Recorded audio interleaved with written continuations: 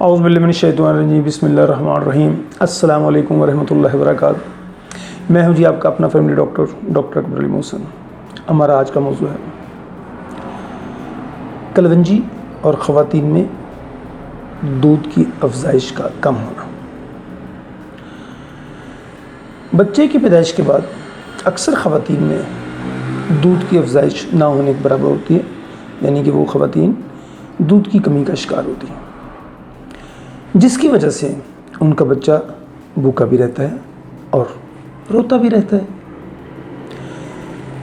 جب بچہ بھوکا رہتا ہے، دن بدن کمزور بھی ہوتا ہے، روتا ہے تو مائیں ان کو چپ کرانے کے لیے یا تو اوپر کا دودھ فیڈر کے ذریعے ان کو دیتے ہیں، جو اکثر و بیشتر ان کا پیٹ خراب کر دیتا ہے، کیونکہ بھینس کے دودھ میں یا بازاری دودھ میں فیٹ کی مقدار کافی زیادہ ہوتی ہے اور بچے کی آنتیں، بچے کا معدہ کمزور ہوتا ہے، وہ اتنی فیٹ کو، اتنی چکنائی کو ہضم نہیں کر سکتا، جس کی وجہ سے بچے کا پیٹ خراب ہو جاتا ہے۔ دودھ کی کمی کا یہی سب سے بڑا نقصان ہوتا ہے۔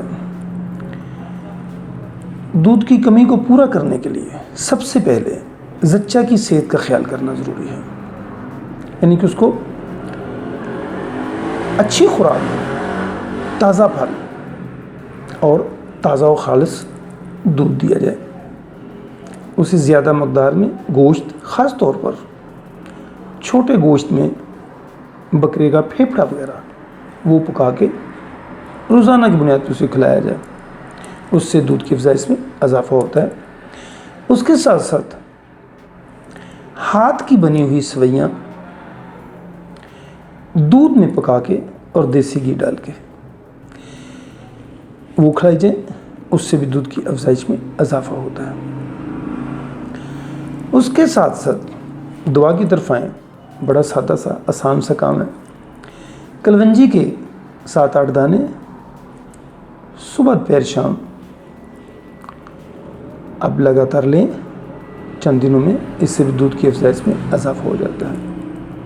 اس کے ساتھ ساتھ ہومیوپیتھی کی ایک دوا الفالفا مدر ٹنکچر